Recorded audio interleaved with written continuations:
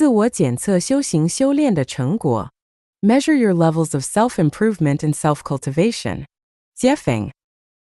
All who engage in religious activities are practitioners of cultivation, as are those involved in mystical practices, those who seek the Tao, and those who work for the well-being of humanity. Anyone who contemplates the mysteries of nature and incorporates this understanding into their daily life is a practitioner of cultivation, as are those who long for paradise and diligently pursue it. The members of Life-Chanyuan, known as celestial beings, are also practitioners of cultivation. Cultivation is merely a process, not an end in itself. The purpose of cultivation is to achieve certain outcomes that one aspires to. So, how can one determine the results of their cultivation after a period of practice? To begin, we must clarify several points. If you tell me you've read the Bible, the Diamond Sutra, the Quran, or the Tao Te Ching and ask what you've achieved, I'd say, you've achieved nothing. If you say you can recite and explain these scriptures to many, and ask what you've achieved, I'd say, you've achieved nothing. If you say you've practiced mystical methods for decades and ask what you've achieved, I'd say, you've achieved nothing. If you say you've sought the Tao for years and participated in numerous gatherings of fellow seekers, and ask what you've achieved, I'd say, you've achieved nothing. If you say you have extensively studied Western New Age spiritual materials, reflected on them deeply, and followed them rigorously, and ask what you've achieved, I'd say, you've achieved nothing. If you say you've spent years online day and night neglecting sleep and meals, debating various topics with netizens, and have connected with many high-level spiritual friends, and ask what you've achieved, I'd say, you've achieved nothing.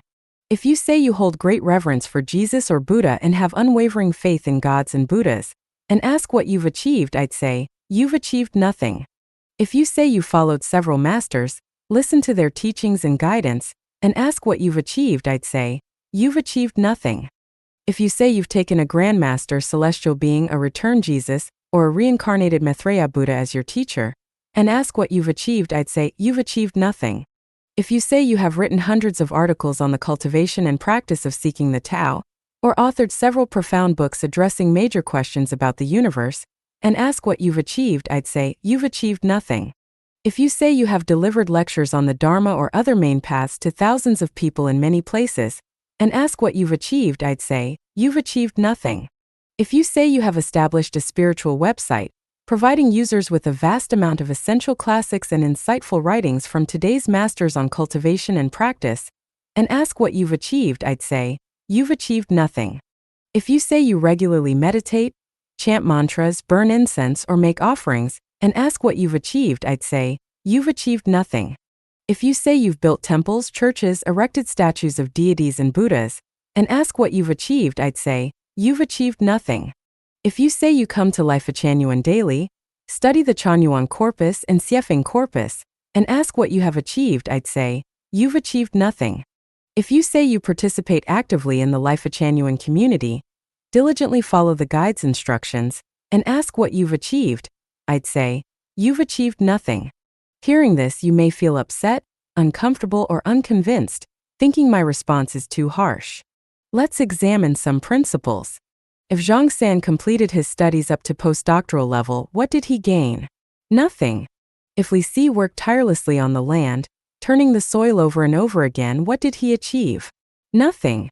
If Wang Wu practiced, sat in meditation, cultivated, chanted, meditated, prayed, wrote, and lectured every day, but found no change in himself, where is his achievement? Nowhere. If Zhao Lu studied architectural design, made money to buy building materials but never built a house, what did he accomplish? Nothing. If Qian Qi preached forgiveness, aspired to perfect himself in his environment, but quarreled with everyone he met, what did he achieve? Nothing. If Sun Ba was a lawyer, wrote thousands of legal or defense documents, went to court hundreds of times, but never won a case or secured any benefits for his clients, did he accomplish anything? No. The purpose of cultivation is results, not the process. Regardless of how thrilling, tough, beautiful, or long the journey is, if there is no outcome, the entire process is a futile effort, as worthless as lighting a candle in daylight. If you are a vegetable farmer and you work hard all year but fail to grow vegetables for people to enjoy, you have achieved nothing. Buying top-quality seeds, the most effective fertilizers, plowing the land many times and constantly watering. If they don't yield crops, what have you accomplished? If I am a customer wanting to buy vegetables but you have none to sell, think about it. Can I buy the process of planting vegetables? I want the vegetables, not the process of planting them. Of course, without the process there can be no result, but the process is only valuable when it serves the result. If there is no result, however diligent or elaborate the process, it's but a fleeting illusion devoid of value. The ultimate aim of cultivation is to reach the celestial kingdom. If we fail to meet the standards and requirements for entering the kingdom, if we cannot enter it, then what is the point of our cultivation? It has no point. If I were sent by the celestial kingdom to welcome cultivators to paradise, my only standard would be the perfection of your soul's non-material structure, not your knowledge, wisdom, status, power, material wealth, or process of cultivation. With that perspective in mind, we can now address the main question. How can we measure our progress in cultivation?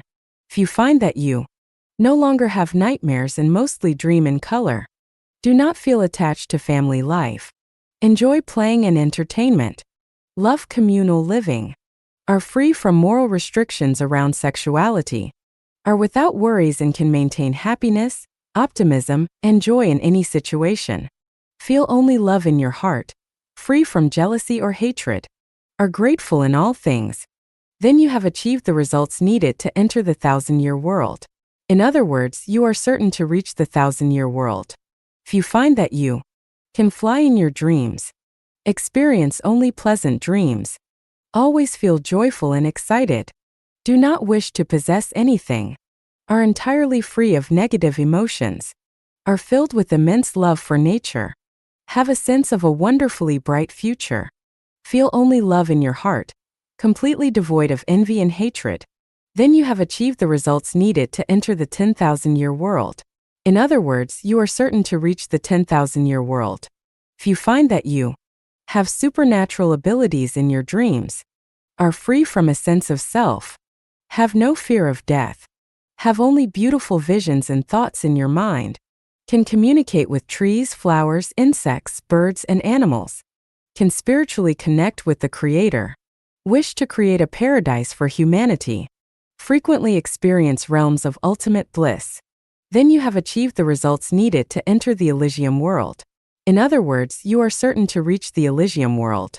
These are the standards by which you can measure your cultivation progress. You can check yourself against them at any time. Followers of Jesus can examine whether these standards align with his teachings. Students of Buddhism and Taoism can check whether these standards are consistent with the wisdom of the Buddha and Laozi.